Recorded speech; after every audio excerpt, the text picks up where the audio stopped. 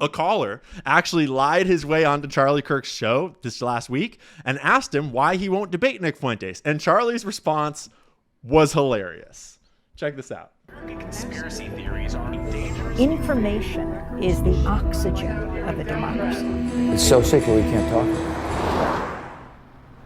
Let's go to Nathaniel. Nathaniel, thank you so much for being a member. What's on your mind? Hi, Charlie. As a TPUSA chapter founder and president, I've seen firsthand how the tide is turning among young conservatives. I say, if you truly believe in open debate in the marketplace of ideas, will you ever be willing to debate Nick Fuentes, or will you wait until his movement forces you to adopt his talking points, as we've seen already? You know, it's funny. I personally do not give a platform to bad faith actors. And I had a whole open about this. And by the way, a really important thing is not to lie and to not bear false testimony. It's fine. I'll answer your question. You know, you said, oh, you know, I want to have a question about Turning Point events. And you obviously lied about your question. Doesn't surprise me because you have deceit. But you know what? Honestly, I'm asked that question all the time. I don't platform trolls. And I don't platform and I don't discuss people or I don't debate with people that are not good faith actors. And you debate Maoists and people who champion. They can keep on yelling at how successful we are and our big events and well over 1,000 employees. But a lot of jealousy out there. We build, they complain. We succeed, we win. They blame the Jews. Thank you. Next question. A lot of jealousy out there. A lot of jealousy. That's why he won't debate Nick Fuentes, because he's got a big organization, a lot of money, a lot of donors. Hey, Jeej, why don't you go lie down, babe?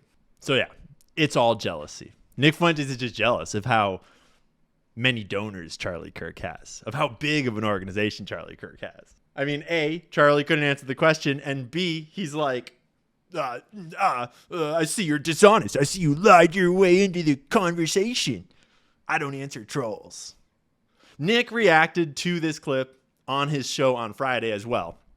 And it's just so obvious that Charlie has no answer because he can't, because his opinion on Israel is colored by his donors, by an agenda that is not based in facts or America First ideology. And if forced to debate the merits of the U.S.-Israel relationship, that would be made plain and apparent. So instead, Charlie has to go with this hollow avoidance strategy. I don't debate trolls. Well, Charlie, most of your YouTube videos are getting like 40 to 100,000 views, it looks like, from my scroll of your channel. Your channel has like 4 million subscribers on YouTube. Nick Fuentes has just a few 100,000 followers on Rumble. Not even on YouTube, over on Rumble. And in just 24 hours, this Friday's episode was pushing 400,000 views. Last Friday's episode is getting close to 1 million. He's viral everywhere. Everyone is watching him. Everyone is talking about him.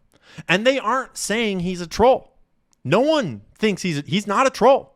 They're saying that he's got good points and that you should debate him. Nick certainly isn't acting like a troll. He's presenting legitimate arguments and cogent opinions. He's offering in good faith to debate you. And you know damn well that if you took that debate, it would be one of the most viral moments on the internet of the entire year, regardless of who won, regardless of what happened. You know that. We all know that. It's blatantly transparent that the mainstream avoidance of Nick Fuentes is a fear response. And so, what's Tucker up to? Well, based on all the evidence that's come out online over the last week, I think it's safe to assume that Tucker probably had some level of involvement with CIA throughout some amount of his career. He himself has kind of said as much, like not that he was ever necessarily a card-carrying member, though he may have been, might still be, actually. I don't know. But we all know that that's not the only way to be involved with the CIA. Like, you don't have to be an official employee to be involved in the CIA. Nick laid out compelling evidence that Tucker is so deeply connected to so many nodes of the CIA thought control networks that it's kind of tomatoes at this point. But it's also important to note that all of those professional connections are in many ways from Tucker's old life. Not entirely, but in many ways. Tucker used to be a talking stooge for the establishment who was the number one guy at Fox News. And we all know that Tucker used to be a tool of the state. And Tucker has admitted as much and has expressed shame in his role for doing that. Tucker had a very public falling out with that old way of life, coupled with a bit of a midlife crisis, a come to Jesus, though it was a bit earlier, around his alcohol and drug abuse in the past. So he's changed a lot. How much? The question that's really on everyone's mind, on my mind now certainly, is who is Tucker now? Did Tucker really change, or did he just change studios? Because Nick closed out his stream this Friday with an honest invitation to Tucker to sit down and talk about it with him. Okay, well, Frankfurt said $88, but they never call you a liar. Happy August 8th to all Romivers out there. Well, and I would really like to sit down with Tucker Carlson and talk about all this. If Tucker talked about Jeffrey Epstein with Daryl Cooper, if he's talking about the neocons and the Jews, why won't he talk to me about this? He called me out. He called me a CIA agent. This is the case that I'm making. This is the case I'm making about the CIA. This is the case I'm making about the neocons. If he'll have on Daryl Cooper to talk about Winston Churchill and Jeffrey Epstein, and he's going to call me out and make accusations against me, this is the show that Tucker and Joe Rogan need to have. I mean, yeah, honestly, I think this would be an absolute banger of a discussion. If they could just sit down and have a rational conversation about it all, I would pay to watch that. And I think most of America would. Because if Tucker is who he claims to be today, if he really has departed from his old Fox News ways and really is America first in the way that he portrays today, honestly, I think he would agree with Nick on a lot of these points. And I think he would be very capable of debating his perspective on how you should go about whatever Nick does wrong in other ways. Like if Tucker wants to criticize Nick Fuentes' strategy for engaging with these conversations, I think that would be a really interesting conversation. And it's a conversation that I have in my head all the time of what's the right way to engage with the Israel question and with the Jewish question. Like what's the right way to have these conversations where you're being truthful and you're being honest to the facts and you're not, hiding information to protect people's feelings, but you're also being thoughtful about our shared humanity and about Jewish people that are innocent of these crimes and Jewish people that aren't involved and just sort of the whole thing. It's like there's no right answer.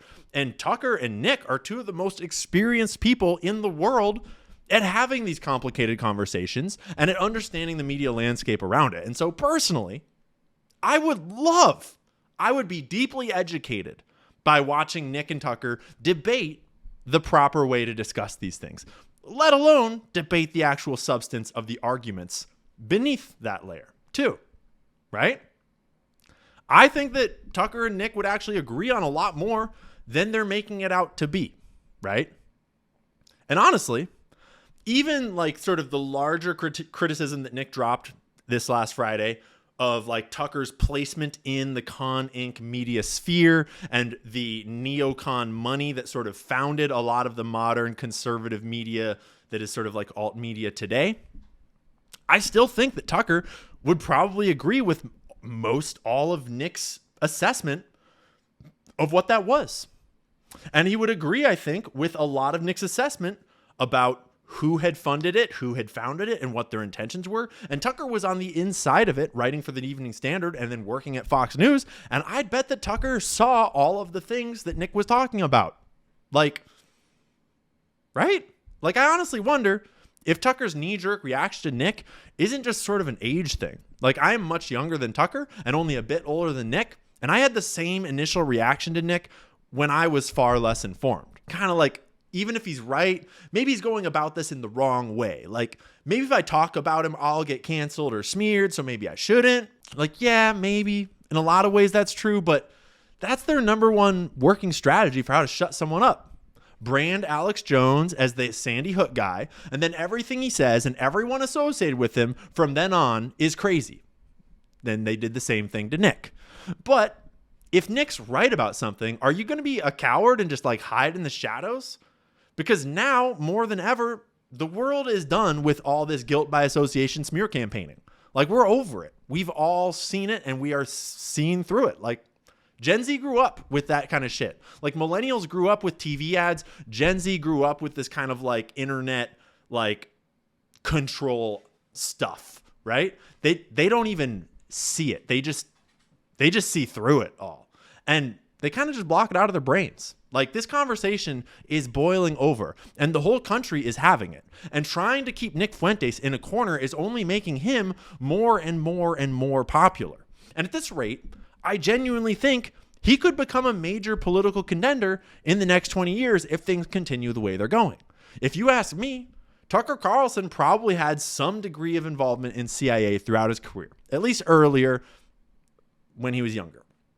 And so I would speculate that there is some defensiveness probably around that part of his online identity. So he probably accidentally made this kind of unforced error of claiming that he didn't know that his dad was CIA until after his dad's death, which was obviously not true. And he's on camera having talked about that before his dad had died. And that's honestly just like Tucker's mistake, right? And I can see lots of versions of reasons of why he would kind of like accidentally do that. And not all of them, in my mind, condemn Tucker, reserving judgment. But now it is totally blowing up in his face. And in my opinion, the right move for him to rehabilitate that image is to grow from it. Just be honest and bring Nick on and have a genuine discussion where the truth is the mission, right? Like, Tucker does that with everyone else. Like, he does that with all other topics, all other controversies, right? I mean, I doubt he'll do that.